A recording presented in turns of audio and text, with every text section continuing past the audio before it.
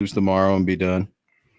I feel bad for all the Denver fans when it comes to baseball, football, Professional sports. sports. Yeah, but also like I feel like the Broncos were kind of in that rut there for a little bit with they were good, and losing the playoffs while it hurts in the moment, it's much better than what the Rockies and the Broncos have been the last 5 years. And with that, welcome in, guys. Happy Saturday evening to you guys. Obviously, things are on the up and up with football in this city, and I just have some sympathy and empathy for all the fans out there for the Nuggets and the Avalanche. But both teams had good runs this year, and you should definitely appreciate those when they come.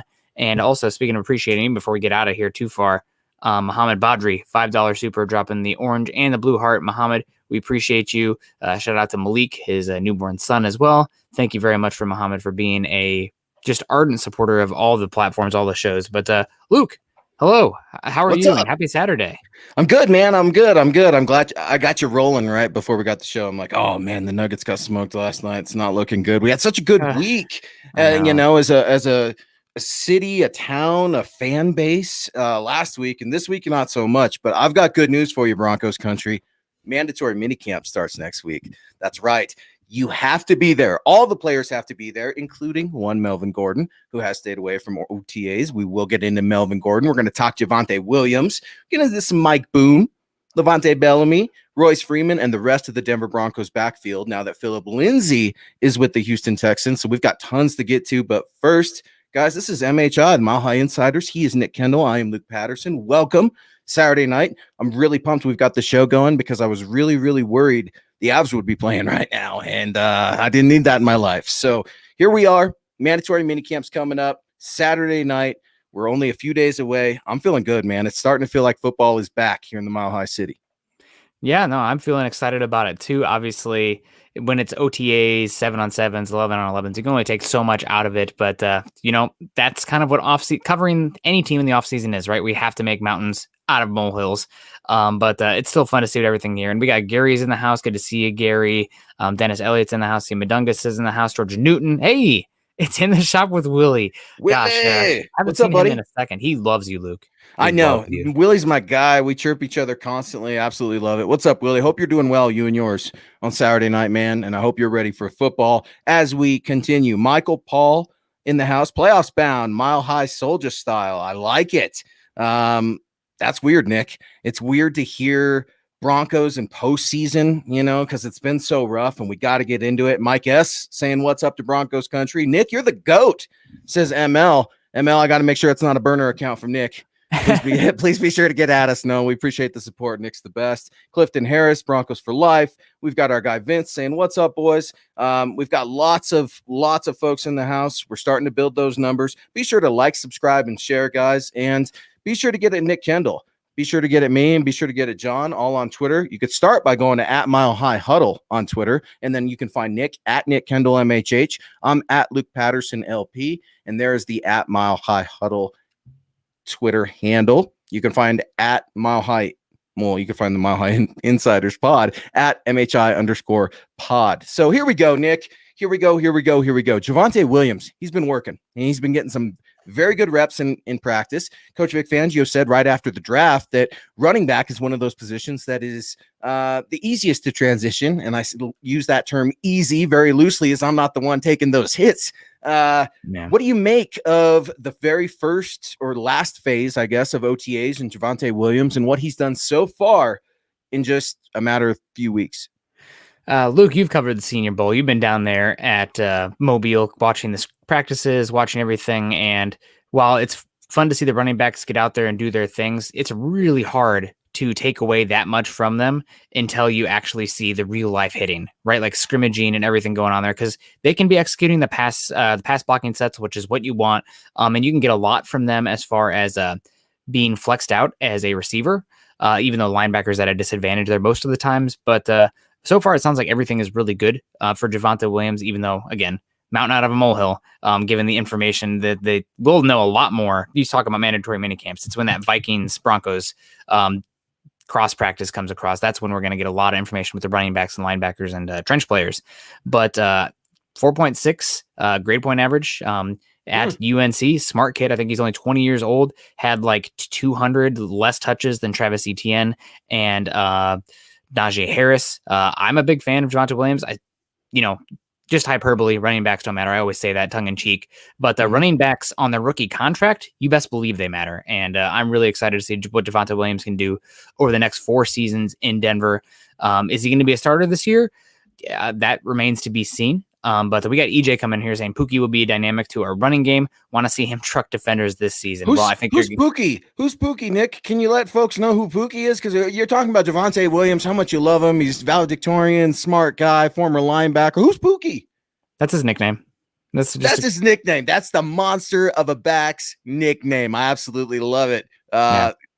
Pookie, man. Pookie. You got to be watching out for Pookie because Pookie's going to get you. Pookie runs angry. Former linebacker, like I just talked about. And Pookie can catch. That's something that you're seeing in OTAs. I believe Mike Kliss, the Troy Ranks of the world who are out there, the little bits of clips that you see from DenverBroncos.com, you're starting to see some of those things, and I absolutely love it. But let's get to some supers before we get to all of my opinions on running backs and Nick's opinion on the running backs. We need to get it going. I think we got to let John just start letting them rip. And here we go. In the shop, Willie letting it rip. $2 super. Appreciate you so much, Willie. Your donation means the world to Nick, John, myself, and MHI and Mile High Huddle, if we're going to be completely honest. John is the real GOAT. My man, John. John is the GOAT. We couldn't do anything without John, and John's blushing back there trying to be cool, and I like to embarrass him. I wish I could get John on us, just to be able to click him on, but he'd get mad at us, and we appreciate that, Willie. Thank you so much for your donation. We couldn't be the show that we are without John. That is for sure. Yeah, 100%.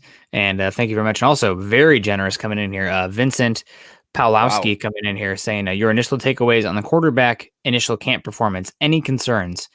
Well, man, out of the gate, we're going quarterback. I guess my concerns are it sounds like Locke is struggling, executing, going through his reads, his accuracy, some of the decision making. Now, how much are we actually taking away from 11 on 11s at this juncture?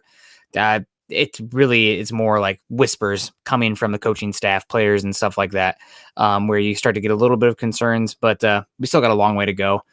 Here's to hoping Locke can play better than he, I guess, has so far. But it does sound like, actually, let's positive here. It sounds like Teddy Bridgewater has been taking chemistry quickly with Judy and a lot of these receivers, and a lot of players in that locker room are taking a shine to him very quickly, despite not being there very long. So even if, let's say, Locke doesn't work out, I think the floor of this room is very high because Bridgewater, I think, brings average quarterback play. You don't want average, but the Broncos haven't had average since the end of 2014. God, it hurts me to say that with Peyton in 2015, but he was not good. But if you can get average with this team, that can be enough. So here's fingers crossed, right? But that's my initial concerns or takeaway. Concerns. Yeah. I mean, it's just like, it sounds like it's a lot of the same stuff with Locke. There's all these like off-season anecdotes and hyperbole, but it still sounds like it's a lot of the same concerns. Yeah, Vincent, thank you so much, and welcome to MHI. Appreciate your support. It helps Nick and I do what we love to do, and that's bring you Broncos analysis and coverage. And be sure to get at milehighhuddle.com, where we're not a subscription-based. I squeaked there. Did you hear that? We're not a subscription-based service or anything like that. Chad Jensen, and let's give a shout out to Kenneth Booker. Right? I want to get KB in there, and I want to get Mike Evans. Be sure to check out our newest staff writers on milehighhuddle.com. But Vincent, to answer your question, I'm going to piggyback off of Nick's answer. A lot of the same with Drew Lock. That's what I'm hearing. I haven't been out there. Nick hasn't been out there. So we're just going off of the limited actual opinions that are being made from reporters that we trust. And it sounds like a lot of the same. Footwork problems, anticipation problems. Yeah, he's got a strong arm. Okay, but take the check down. He was taking the check down the other day, and then he just got rattled, decided to start chucking it around. Man, it's tough. It's really, really tough because I don't want to beat the kid up. Well, I shouldn't say kid. I don't want to beat this guy up over OTAs. Yeah, man, I don't want to do it. To your point, Teddy Bridgewater, he's on the rise. I mean, this is Drew's job. He has to win it. I mean, I think Drew's taking the ones right now because he was the incumbent, but Teddy Bridgewater is he's becoming very popular in that Broncos locker room, guys. So Vincent, appreciate you so much. I will let you guys know about that quarterback competition next week. I will be out there all 3 days at mandatory minicamp. So I'll be boots on the ground. I'll be able to let you guys know a no BS take. My opinion, if Drew Lock is lighting it up, that's what the report you're going to get from me. And that would be great for the Broncos. So that's best case scenario. Yeah. Right? Like, we're critical, but that's because this team has to have a quarterback to compete with Herbert and Mahomes. So we want the best, but we're not going to sugarcoat it. Never sugarcoating it, although always dropping some sugar here. Brian Greenfield, $15 super over on YouTube. We should all hope he's in danger of a reduced role. If so, that means Williams is a real deal. And he's talking about Melvin Gordon here. Luke, I thought you had something here that earlier in our text exchange with Chad that I wanted you to get into a little bit. Sure. As far as your thoughts on this Williams versus Gordon snap distribution / how these roles might play out. Yeah, I'm really interested to see how Melvin Gordon is received, not only from his teammates, from his coaches coming on to Tuesday. It won't only be my first day, it'll be Melvin Gordon's first day back. Melvin Gordon, of course, has not showed up to any voluntary OTAs that I can think of with the Chargers or the Broncos. It's just kind of what he does. He works out at home or works out with his crew and does what he's going to do. So right now, to me, the hot back is Javonte Williams. That's not to say that Javonte Williams is going to be the starting running back. I think he could eventually become the starting running back this season. A hot take, if you will. Injuries are going to happen, Nick, in training camp. That's the bottom line. And the Broncos overpaid for Melvin Gordon.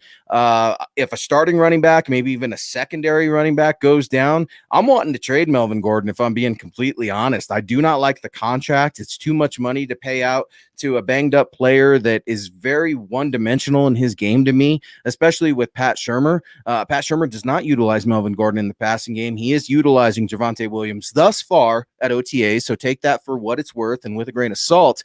But Melvin Gordon has just had a really, really rough tenure as a Bronco, right? He had that DUI charge that was ultimately dismissed, but not a good look for the Bronco. Goes on Troy Rank's podcast, Nick, and talks about how he wasn't well received. It was a little bit of, odd. There were some odd situations with Philip Lindsay and being Denver's son, things like that. Well, Philip's not here anymore.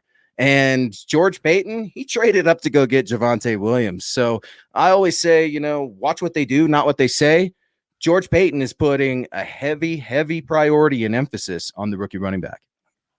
Yeah, no, that would be really interesting. So a trade for a trade of Melvin Gordon right now would result in a $2 million dead cap hit with $7 million savings. However, if they released him, it would be $6.5 million dead cap. So obviously not going to be released, but if somebody, let's say, offered a 4th round pick, and Williams is looking really good, but it's not just Williams looking good. Is Boone looking good? Is Bellamy looking good? Is that depth there? Because let's be honest, the way this team is set up right now with the questions at quarterback, again, hyperbole, running backs don't matter, but for this team, running backs are going to matter. And right now where I sit, I wouldn't want to be moving on from a Melvin Gordon unless I was getting back a solid pick for him, just because that feels like it's going to be the identity of the offense. And it's a position that takes so many big hits. And I'll push back against you a little bit too. I thought Melvin Gordon was really good last year from that Miami game onwards. I think he was a top 7 level running back in the NFL. He was healthy, and that makes a big difference in the season, but he was really good. So unless somebody is giving me like a 4th round pick or something equivalent, like a 4th and a future 6, where I can clear nearly $7 million in cap space, then I'm probably not looking to move him. I'm just going to ride the hot hand and hope that both of them can stay healthy. But know the reality is one of them will probably get dinged up at some point, and then you can go with whoever's the most healthy at the time, and let that be the identity of the offense. And take the ball out of the quarterback's hands, so to speak, in some cases, and let the identity be the running game. 4 fumbles absolutely kill me with Melvin Gordon. Yeah. His selfish nature against the Las Vegas Raiders in that last game to try to pick up yards, and he's a me guy. And this is a team sport, man. You want to go be a me guy? Box. Go be an MMA. You could be a me guy there. You can't be a me guy here. And you're right. Maybe I'm being a little hard on Melvin Gordon, but I feel like this is a running back that has been jammed down the city of Denver's throat that Denver never wanted. Say what you want about Philip Lindsay. He's gone. He's with the Houston Texans. I don't like being force-fed a product that I don't think is quite worth it. And I'm curious to see how his teammates and the coaches ultimately perceive him. But let's get some supers going. Nick and I got into our word salad. We're 15 minutes in, and this show is absolutely red hot right now. So we want to get going. Nick, Brian Greenfield coming in again with a very generous super chat donation. Thank you very much, Brian. And We appreciate you being here with us on MHI.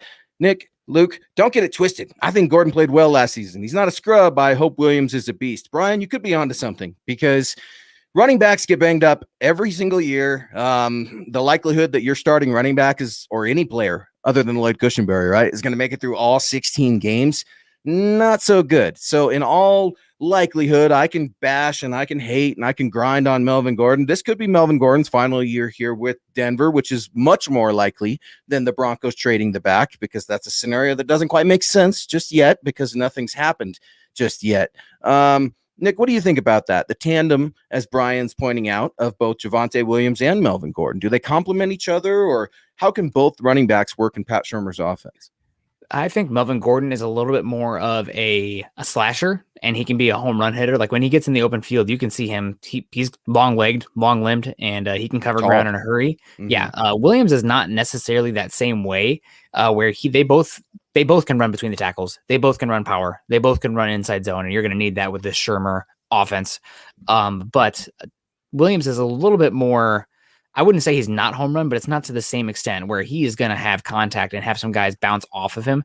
And he reminds me a lot of on the field Kareem Hunt, where it's like, you're not a guy who is super duper like, busting the first line and then getting 80 yards, but he's low to the ground. Guys just seem to not stick to him, and pretty soft hands out there. Williams, they didn't use him as much in the pass game because they had Michael Carter, who was a little bit better in the pass game. Sure. But I don't think that's a fault of Williams. I think that's just because Carter was good there. So I see a lot of Kareem Hunt when I watch Javonte Williams, and that can be a really good player here.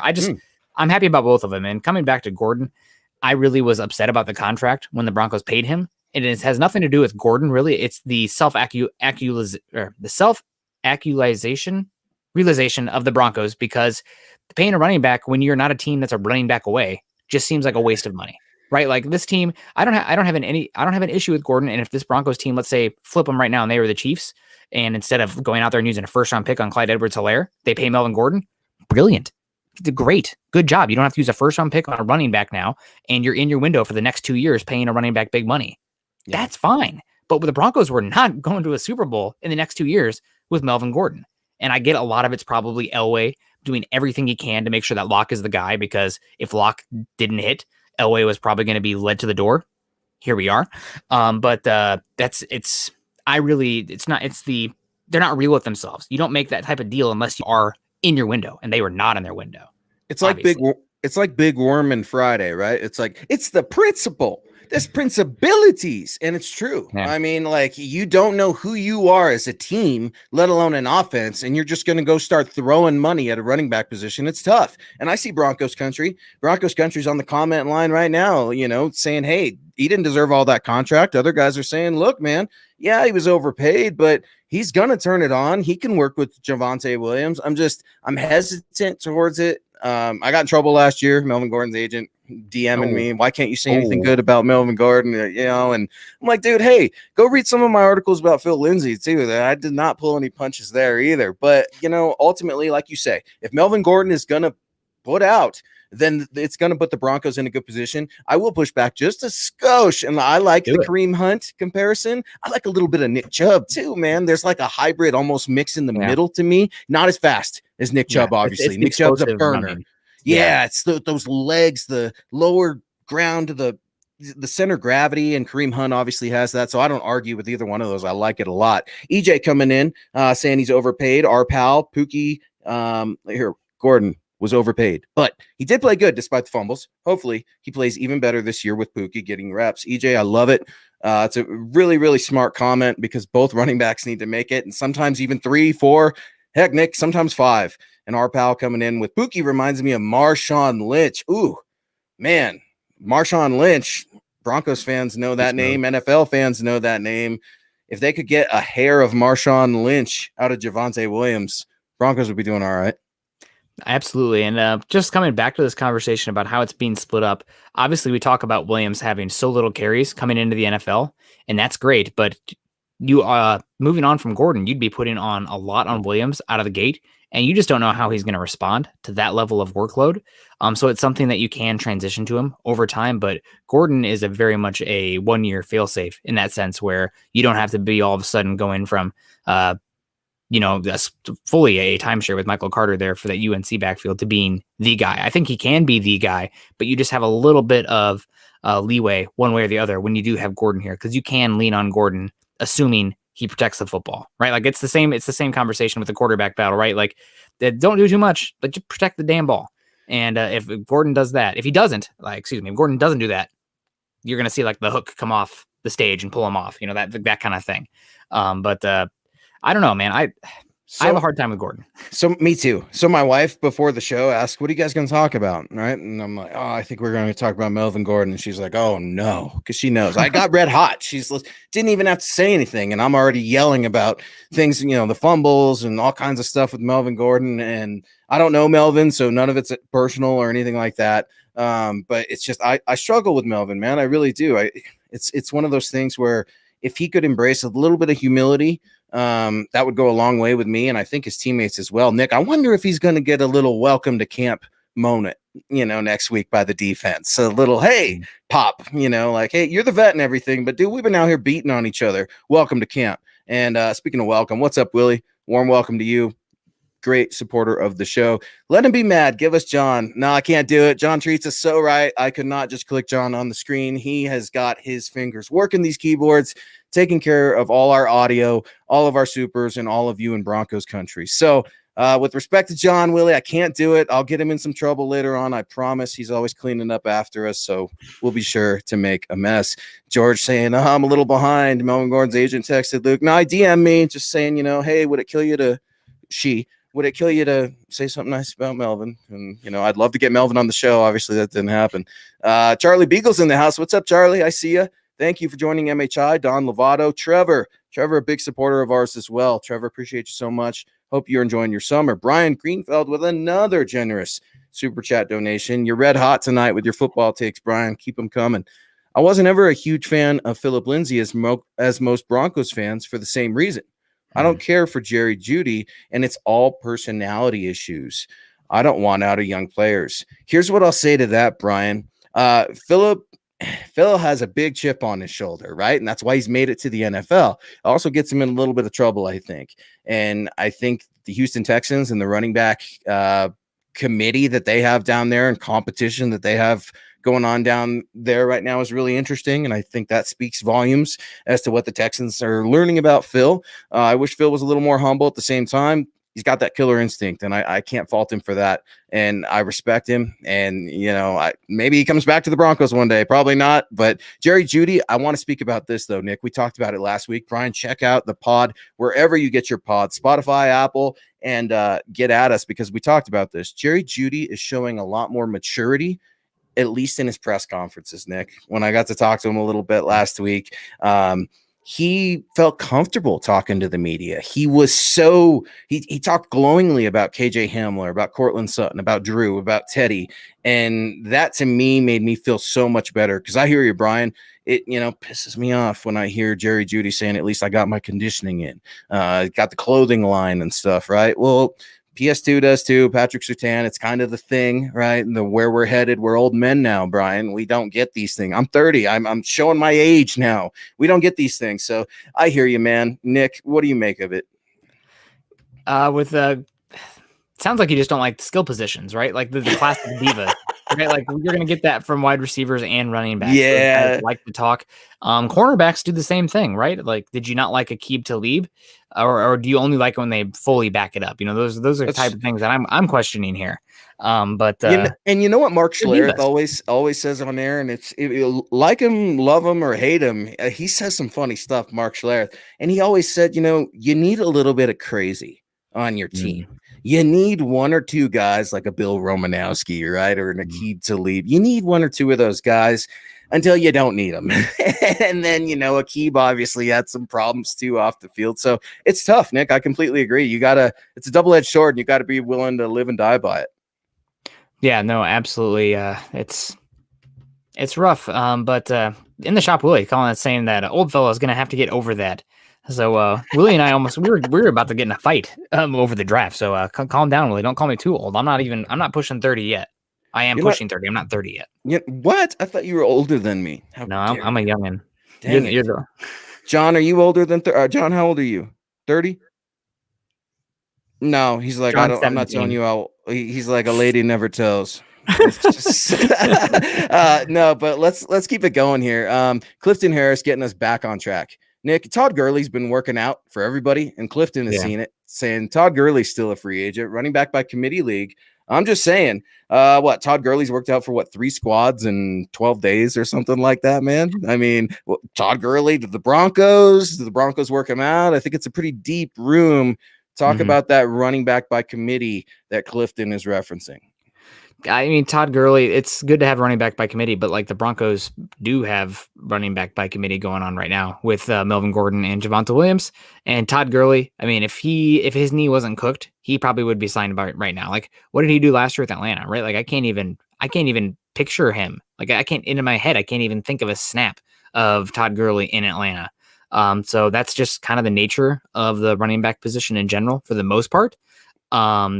Especially for ones that had a degenerative knee issue like Gurley did coming out.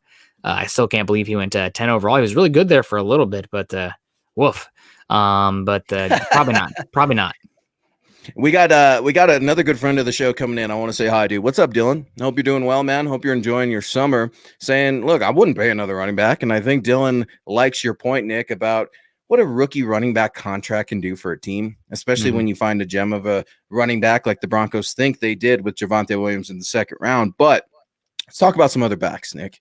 George Payton, obviously those connections and those purple roots with those purple people eaters are still there. The Broncos are going to go up and travel to practice the Minnesota Vikings, the first preseason game, if I'm not mistaken.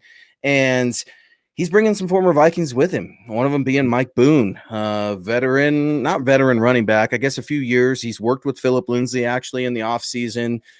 We actually were talking about Mike Boone before the show. What do you envision Mike Boone's role to be on this team, and how would you describe Mike Boone to the casual football fan? Mike Boone is actually a pretty darn good athlete, pretty explosive, but for running back, like vision, footwork, patience, stuff like that can overcome athleticism. I mean, we kind of saw Trent Richardson, if that's a name that sticks out to you. Amazing athlete, great size, good body, but had no vision, no instincts at all. So running back, a lot like linebackers, a position where instincts and technique can take you a long way if you do not have the athleticism. Not saying that Mike Boone does not have that feel for the running back position, but he's a phenomenal athlete, and you're still hoping that he can take it to that next level as far as like matching his footwork to the blocking scheme when he needs to hit the hole, et cetera, et cetera. But he's obviously square pegged in a battle for the running back 3 position. And running back 3, it's as trivial or silly as it sounds. It's going to come down to special teams ability, right? Like who's going to go out there and offer the most for special teams between him and Royce Freeman / Levante Bellamy / Damian Crockett, another name as well from North Dakota State. But when Mike Boone in Minnesota, he was actually a pretty darn good special teams player. You're not going to really see that as much at this point in OTAs, but once we get to full mandatory minicamp, you'll start to see more of that going on there. So look, take note. You said somebody maybe do a big hit out there. I don't know if we'll see it with somebody on Melvin Gordon, but special teams, look for Mike Boone, because when he can hit, he can hit. Can Mike Boone have one of those Tokyo moments like Terrell Davis did, right, in the preseason, where he's just going to go down and lay the wood? That would be great, right? Because special teams, Nick, as soon as you said special teams, I felt better, because the special teams has been absolutely atrocious, has not been the Broncos special teams in the top 10 since the year 2000. That's just crazy to me. All the coaches, including Coach Shanahan, and it just kind of shows you where the team has been at. So Mike Boone, it's a competition with him, obviously. Royce Freeman still hanging in there, and he's hanging by a thread. Veteran running back who kind of lost his mojo. I feel, like I'm in an Austin Powers movie here, but he took the back seat to Phillip Lindsay, and I don't think he's ever quite mentally recovered from that. You see some good moments from Royce Freeman. You see a surprising amount of utilization in the passing game, Nick, which shocks me when I see Royce Freeman flexed out wide. I shake my head. I'm screaming at the TV. I can't believe what I'm seeing. He's got to earn a job. Levante Bellamy, undrafted free agent from last year. He was the highest paid running back from the undrafted class. He is trying to earn a job. So it's going to get really, really interesting. And that's what Michael Paul is wanting to talk about on Facebook. Thanks for joining us on MHI. He is Nick Kendell. I'm Luke Patterson. Of course, John on the ones and twos. Wanting to know, hey, Nick, could Royce Freeman play some fullback this season? Obviously, Michael knows that Royce is not a small back by any means. Yeah. Does he have the mentality to play fullback? Right. Like my biggest thing with Royce Freeman is he plays like a scat back when he is 230 pounds. Like that's always been his issue. Like, buddy, you're big, you're strong, play like it. You don't ever, not everything has to be bounced to the outside. So I think Oregon kind of messed with him a bit because of how wide aligned that offensive line was, how limited the box numbers were there, and he could get away with getting to the edge in the Pac-12, but in the NFL, he just does not have the juice to play with the style that he has right now. He needs to come center himself and be like, listen, if I'm going to make money in this league, I'm going to have to go out there and be a bulldozer, and he just does not play that way. It's not his running style, despite his skill set. Yeah, I would like to see Royce get a shot with another team, Nick. Sometimes that's what these running backs need. Sometimes, heck, that's what players and human beings need. There's a human element to this, folks, as well. And I think a lot of that has to do with Royce Freeman's current status as a running back on this team. It's just Philip Lindsay shot up so fast that it was something no one was expecting, let alone third round draft pick in Royce Freeman out of Oregon. So very, very good question. Absolutely love it. Richie Rich, what's up, buddy? Saying, I think Andrew Beck is a better option. That's tough love. I see what you're doing there.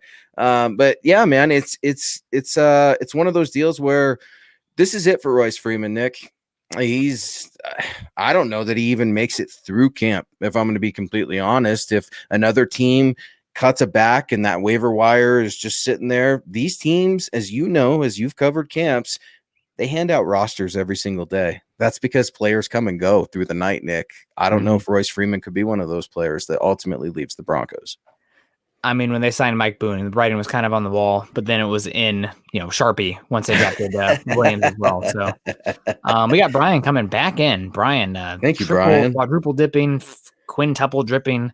Talib, you can't compare. He talked trash, yes, and so did Shannon Sharp about his own team. And as far as skill position, Sutton, no issues. Terrell Davis, as calm as it gets.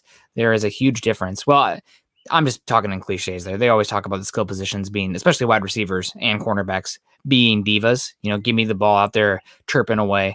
I actually like a good cornerback that chirps as long as they can back it up. But okay, what about you? I want to ask about that because Brian, maybe you would have this question as well, and I hope you might. What do you make of Jalen Ramsey? Would you like a Jalen Ramsey on your team? Because obviously the man has talent just falling out of his ears, but sometimes he gets a little mouthy for me, and it bothers me, Nick. What do you make of like a Jalen Ramsey? Is that type of corner the one you're describing? You know what? He's so good, and as long as he's not out there, getting in trouble, doing stupid things off the field, and being a distraction for the team like he was in Jacksonville there at the end, I can live with it. There are some things that, especially off the field, where it's like, nope, that's a no-go for me. But for him and his talking, he's one of those guys that he's annoying when he's on the other teams and whatnot. It's an eye roll, like, oh, okay, Jalen, we get it. But like, if he's on your team, you're going to stand for that guy. Yeah, and didn't he change numbers too? Did I see him wearing number 7? No, that was 8. That was Patrick Peterson. I saw wearing 7 with the Vikings. I'm still trying to get these. Yeah, I'm trying to get these jerseys right, Nick. It's absolutely crazy. So great comment, Brian. Thank you so much. And Trevor, I see you in the comment thread. DM me or get at me on Facebook, man, and we'll be able to make something happen as you're here in Denver. So get at me. Charlie Beagle, what's up, buddy? I hear you. And Trevor saying, what's up? Does MHH tailgate at the home games in Denver, including preseason? Going to a home game, but want to touch base with my Broncos MHH fan. All right, Trevor. So here's the deal, man. We are spread out throughout the U.S. And as you know, we're in the media and we're a publication. So we try to really stray away from some of our I want to say our fandom, but it's hard, right? It's really, really hard to do. So no, we're not tailgating at the games, and hopefully with restrictions and everything like that, I'll be able to be there covering the games. But we've got staff everywhere that is covering this team. That's one of the best things about Mile High Huddle. It's one of the reasons I'm so proud of Mile High Huddle. So the good news though, Trevor, you'll see me around, man, and we'll make something happen. So if you're in Denver, get at me on Twitter, wherever you are. I know there's Broncos fans out there in Seattle. Get at Nick, because you guys do, and it makes our day. I see Nick. I know Nick gets tons of DMs, tons of texts, and he's got tons of relationships with Broncos country, as does every other podcast host and writer with Mile High Huddle. So great question, and yeah, man, hopefully we see you at some Broncos games. So transitioning back, here we go. Michael Paul in the house. Nick, do you see Pat Surtain becoming our next Champ Bailey? I see what you did there, Michael, because Champ Bailey obviously love himself some Pat Surtain. Nick, what do you make of Pat Surtain? Can he be a Hall of Famer? Could he be like number 24? I don't think he is the same caliber athlete as Champ Bailey was, but their Champ Bailey is like a once in a generation, once in 15, 20 years level of athlete at cornerback. Yeah. Patrick Surtain is going to be really good, but to put the bar at first ballot Hall of Famer, arguably one of the most athletic, talented cornerbacks to ever play the game, man, maybe I put Champ up too high because that's in my past, and that's great. And Surtain moves so smooth like Champ, but Champ was much more explosive. Surtain is smooth, but Champ caught 700 yards and averaged 20 yards a kick return his junior year at Georgia too. Like, he was playing both ways. It's just a freak athlete. The number 6th or 5th overall pick. Yeah. Surtain just needs to be the best Surtain Patrick PS2 he can be, right? He doesn't have to be Champ Bailey, because that's an unfair bar. Like that. That's like saying, oh man, can Drew Lock be Peyton Manning? Well, Drew Lock just needs to be Drew Lock. Like, there's only one Peyton Manning, first ballot Hall of Fame, one of the best to ever do it. Like, don't put that on the kid. Don't put that on a player just coming in before they've done anything.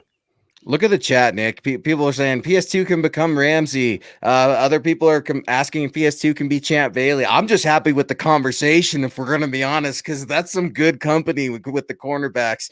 And I love Pat Surtain. I can't wait to see him. I want to see what he looks like. 7-on-7, it's going to be what it is. But I'm excited to see him match up against his former teammate, maybe some Cortland Sutton. One of the biggest things that I'm hearing in the press conferences that I'm in right now from players are, man, this kid's the real deal, and he's big. They talk about how his size, Nick, and that Vaughn's talked about it. Malik's talked about it. I mean, tons of players have talked about him. So I'm really, really pumped. And let's keep this rolling along. This is the Mile High Insiders. He is Nick Kendell. I'm Luke Patterson. We appreciate you guys rocking with us on your Saturday night. Brian has been the MVP of our show. I'm just going to say it right now. What's up, Brian? Appreciate you so much. And I love it. Keep the interaction coming. Guys, we welcome the donations, but if you have a hot take, you have a comment, you've never ever got on the computer before and you want to throw a comment down, please do it, because we want to read it out loud and we want to get your Broncos take. That's how we build our community, and that's how you become a super chat superstar like Brian. And thank you so much, Brian. It means the most to us. Yes, I'd be okay with Jalen Ramsey, obviously, as long as he's not trash talking his teammates.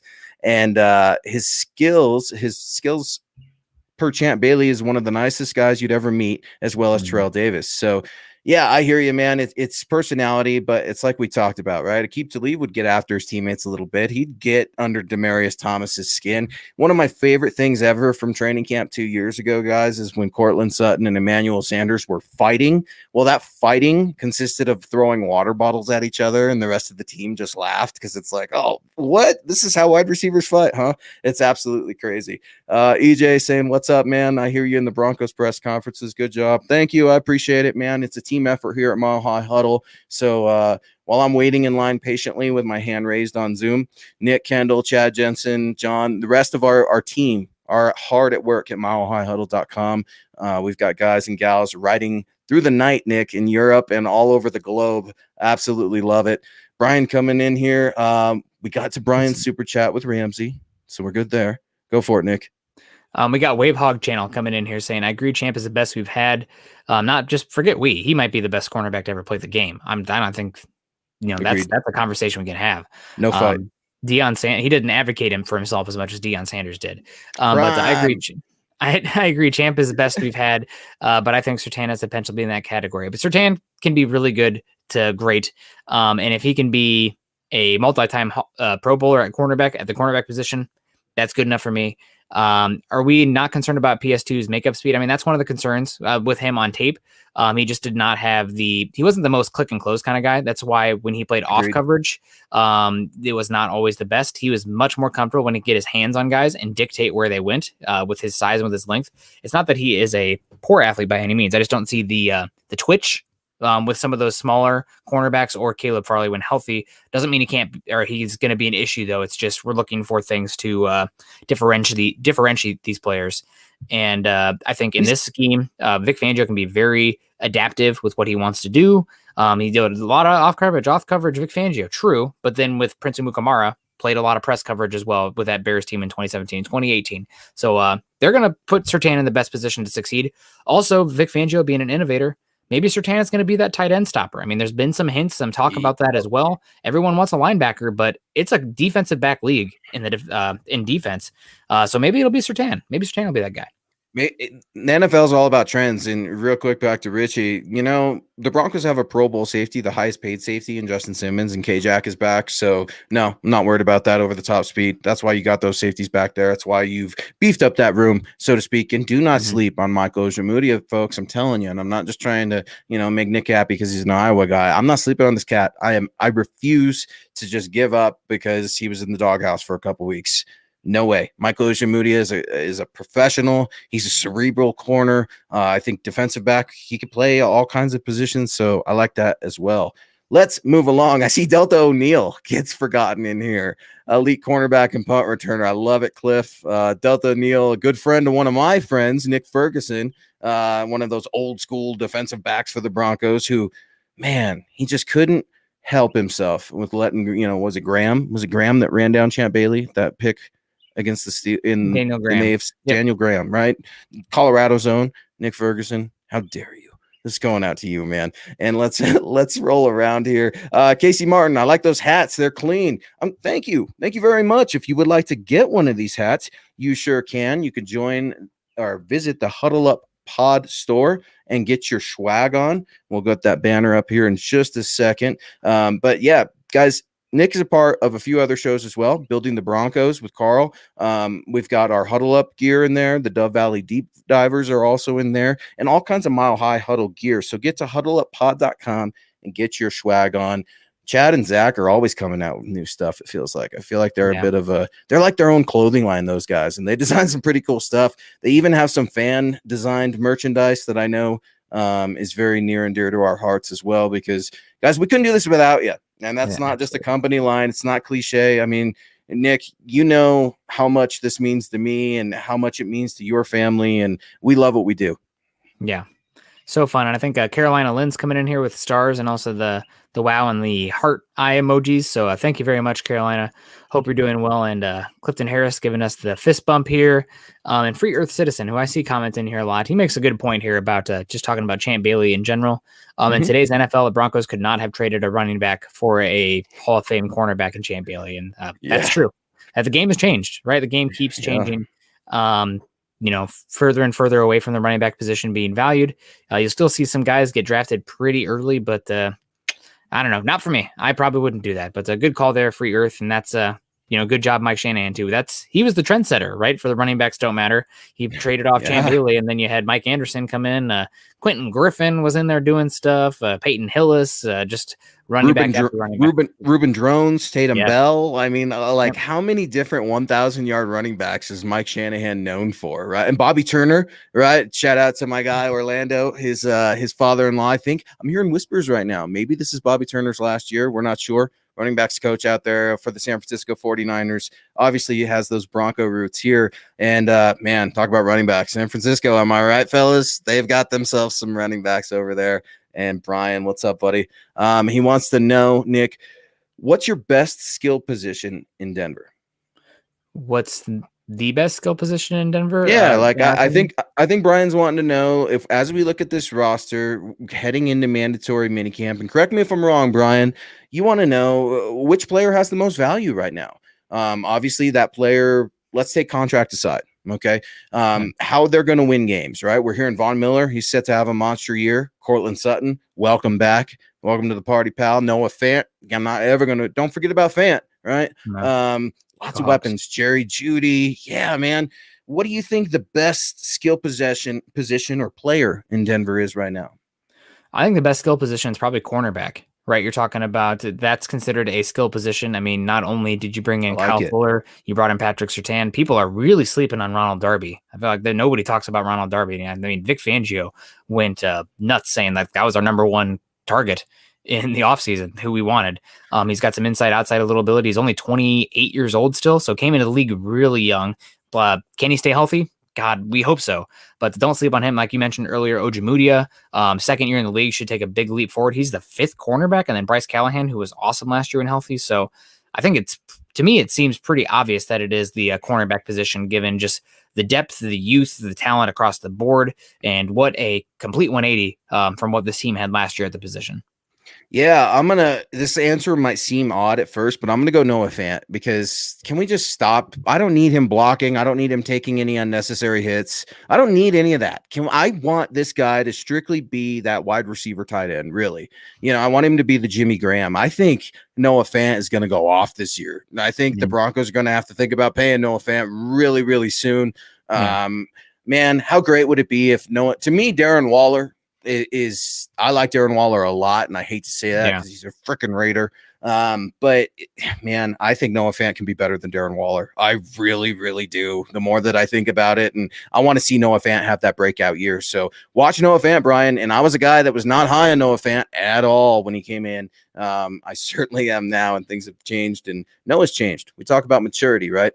Noah Fant. That's one of those things Dalton Reisner's talked about. Garrett Bowles has talked about. He's come in big. He's come in just sculpted out. He's come in he knows his why now, Nick. And sometimes it takes these young men a couple of years to figure that out.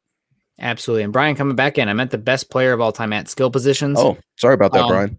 I mean, yeah, we're getting it. Probably John Elway or Peyton Manning, right? Quarterback's a skill position, but if you're taking quarterback out of the conversation here, we've already harped on him a bunch, but Champ Bailey, I mean, first ballot Hall of Famer, that speaks for itself, right? Yeah. And at quarterback, I consider a skill position. I'm going to go Walter Payton, sweetness.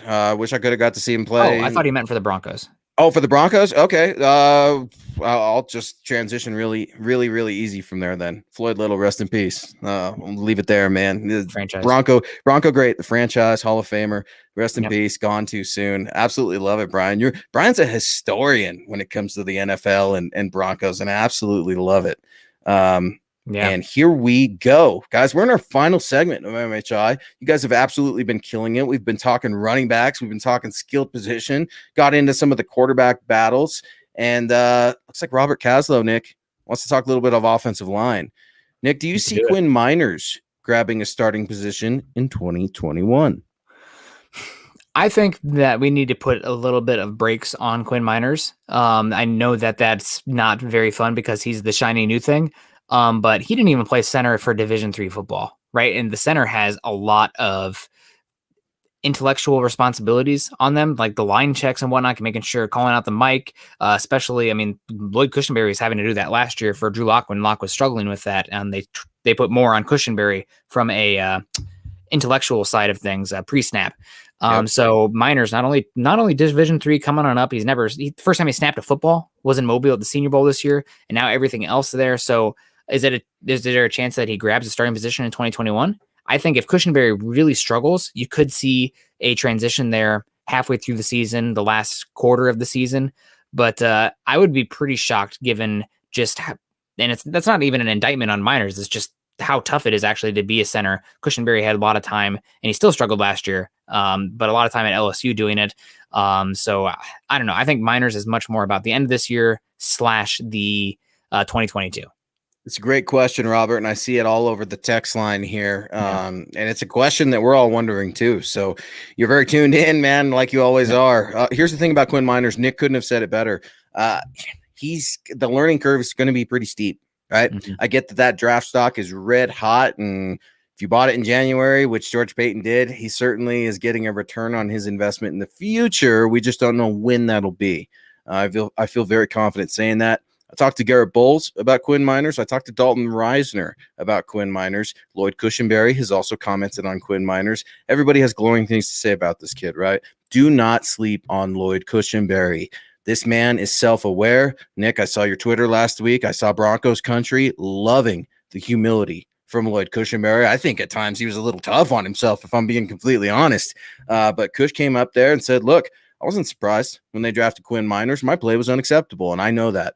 And if he's already saying I've accepted that, and he's willing to tell everybody face-to-face, I can't wait to see the work that he's put in next week. So Quinn Miners, I think it's going to be a little bit of a project, but you know what, Nick? Like we've been talking all show, these linemen are going to get banged up, right? Graham Glasgow has had some nagging injuries, I think, because he's been used all over the freaking line in Detroit. I think he's been actually disserviced by the Detroit Lions, like many of the players from the Detroit Lions. So Yeah. I hope Graham Glasgow stays healthy. Netani Moody, I'd like to see him get in the mix, and you probably will. But you see, the offensive line depth has never been stronger than it is right now, especially in the Broncos' most recent history. They're going to need all of them, Nick, if they're going to be able to climb out of this rut.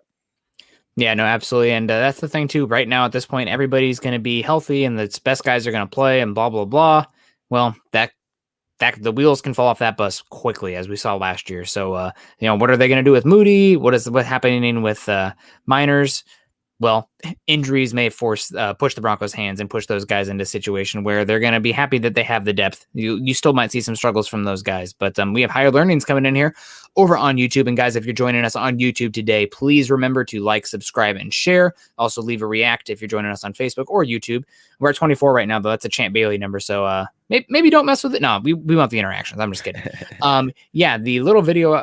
Just the little video I saw of Cushion Miners playing and pointing out assignments, Cushionberry looked a lot more confident, not much but something. And that's something, too, about Cushionberry, where just the reality of the situation is he was probably the worst starting center in football last year, but the Broncos' last two starting centers didn't even make the active roster their rookie seasons in Matt Paradis and Connor McGovern were both practice squad players, their rookie season. So, to see Cushionberry struggle and have the self-realization of, listen, I was bad last year. I had nobody but to blame but myself. I wish that was contagious in Denver Broncos facility, right? Like if I play bad, that's on me to get better. And that's just the reality of it. And I love to see that from Cushionberry. I expect Cushionberry to start. And if he's still struggling this year, then you could see a transition to Miners at some point as the season progresses. Yeah, and I think versatility is obviously a part of Cush's game as well. I know Cush could probably play guard. I think not Moody. Sorry, I was just answering this question. Oh, okay, cool. I think so. Let's get to that question real quick from our pal Nick or Luke. Do you think Moody can play tackle? No. And before Nick tells you why, I'm gonna just go ahead and tell you what he's gonna say.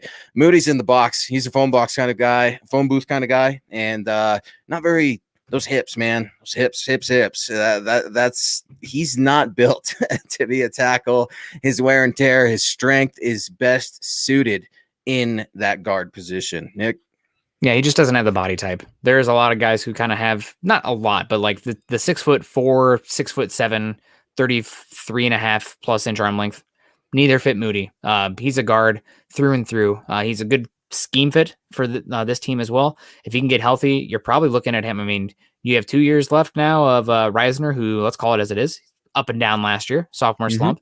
And Glasgow, Broncos can save a lot of money moving on from him. So maybe Moody pushes one of those guys off. That would be great. I mean, you're always looking to have older players on your team be supplanted by younger, developed talent, especially talent that's drafted in the 5th round, right? Like that's ideal.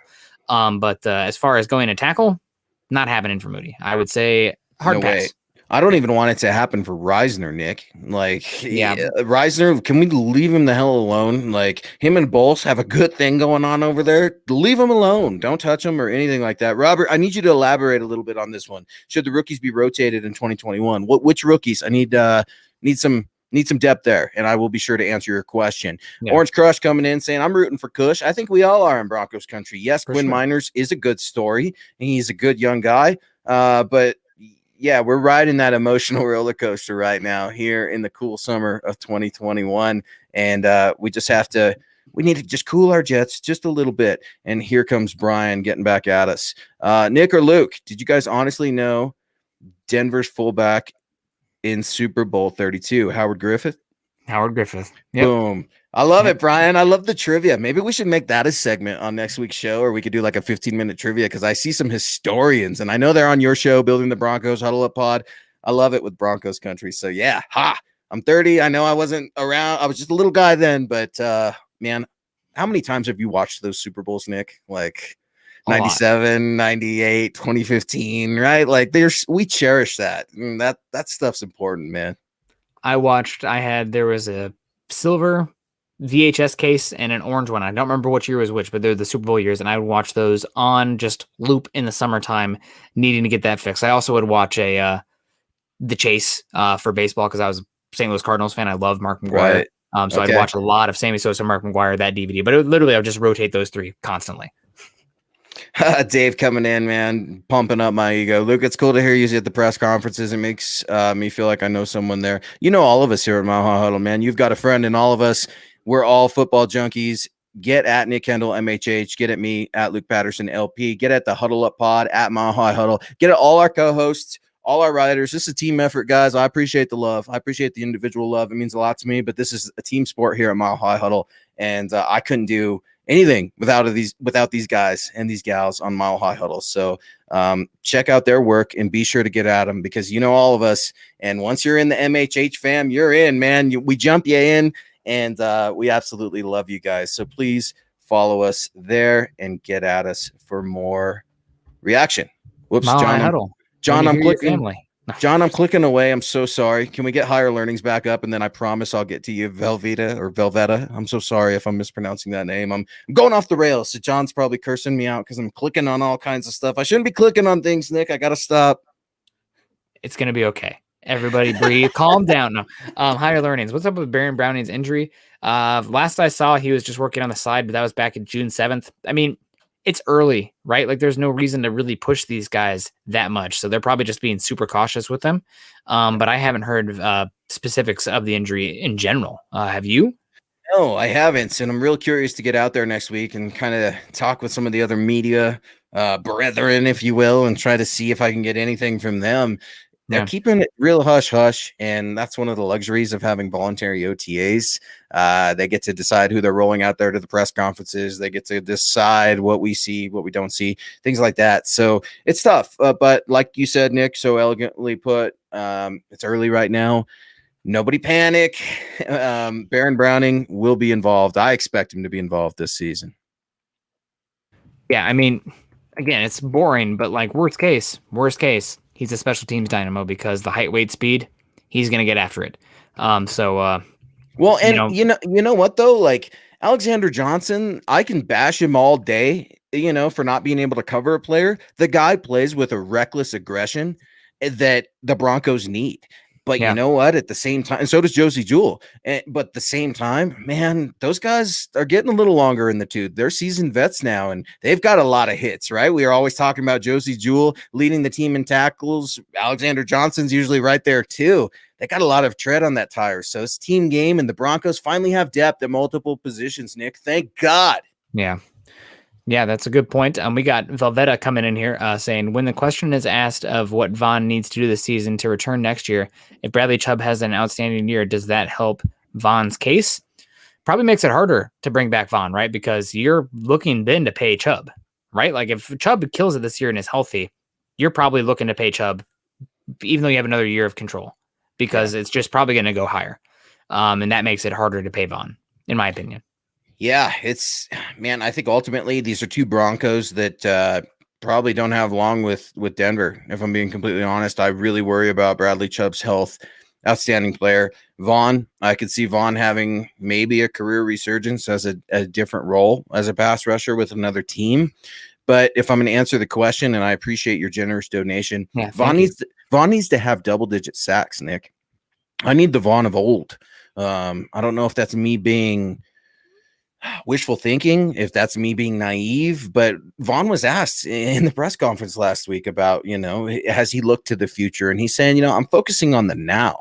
There's so much to do right now. And he's telling me that. And that's interesting to me. And Von's feeling good. He didn't flinch, and he's still here. He got his money. He's getting ready to be a father, something he's constantly talking about. But when Von's saying there's so much work I still have to do, I'm thinking, what is that work? To me, sacks. I need you to sack the quarterback. Please do it at least 10 times. Stay healthy. Play with a lead. God bless it. How fun would that be with the secondary and Chubb and Von if they could just keep it close, right? Like no garbage time. If we can keep it close and let the defense do their thing, that'll be fun. Pin their ears back and let it rip. Yeah, I just want to see how Von responds after the injury he had last year. Right, that's probably the actual biggest thing. Like if he's healthy, then the sacks and everything else will come. But what's he going to be next year? 33. Mm-hmm. Also, it's just, you're getting to scary time when it comes to Von Miller. And I think everybody, like I said this last year at this exact point before he got injured, so everyone knock on wood, but like their father time, is the reigning champ and undefeated. And eventually every single player rides off into the sunset, or at least either fades into obscurity or rides off into the sunset. Some of them can ride off in the sunset a champion, like Peyton Manning and John Elway, but that's not always the case. So Von Miller being 33 years old, maybe we've already seen the best of Von Miller's career. That's not upsetting because he was dominant for a long time. The Broncos got his best years. I mean, he'll always be a Bronco to me in that sense. But as far as him coming back, I mean, Broncos are already looking ahead this last year. They tried to pay Leonard Floyd to move on from him. Yeah. And the market got out of hand. And they're like, you know what? We'll just keep Von if this is what they're going to be paying edge rushers. So, and also the Broncos tried to trade up for Jalen Phillips, right? So like pay attention to what they're doing, right? Like they're looking right now for the heir apparent for Von, and then probably transferring that big edge rusher contract over to Bradley Chubb. Malik Reed, cough, who was at the training camp that John talked to me about a little bit, and you before the show started. But I'm like, hey, man, Malik Reed was there, right? I'm pretty sure I saw a picture of Malik Reed there. Don't sleep on Malik Reed either. Draymond Jones, Nick, you've been saying this cat's going to have a good season. I'm starting to believe you, man. I loved his attitude the other day. Guys, speaking of attitude, y'all absolutely killed it tonight. You came in with such an energy that Nick and I were able to feed off of, and we absolutely loved. John was able... Yeah, I did too, man. I was yelling at my wife about Melvin Gordon. So I need you guys, man. And I hope the feeling is mutual.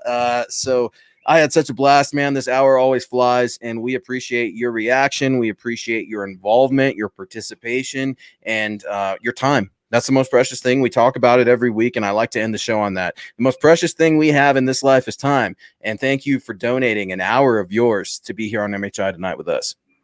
Yeah, thank you guys very much. That's going to do it for us. Make sure you follow, subscribe, like, and share. Follow Luke on Twitter at Luke Patterson LP and myself at Nick Kendell MHH. Also want to give a shout out to John as well, working the ones and the twos in the background of Buwana Beast at John K MHH. There you go, Willie, if you're still with us.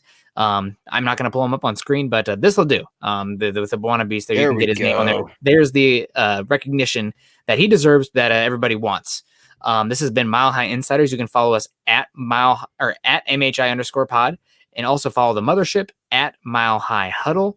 Also, guys, go to Facebook.com/Mile High Huddle pod and become a supporter by going to Facebook.com/Mile High Huddle. If you're joining us on YouTube today, again, not everybody's in a position where they can be monetarily supporting us. That's fine. That's, we really appreciate it if you can. And everybody, all the supers today, Brian Greenfield, in the shop, Willie in there. We had, Velveeta coming in at the end. We get so much. And guys, we shout y'all out at the end of every show. That's something that's important. Nick, Chad, John, and I. So we haven't forgot you guys. It's one of those things where we can't do what we do without you guys. So if we have not directly got to you guys by name, we're going to do it here in just a second, because your donations mean the most to us. Thank you very much. Be sure to subscribe, like, and share. This has been MHI.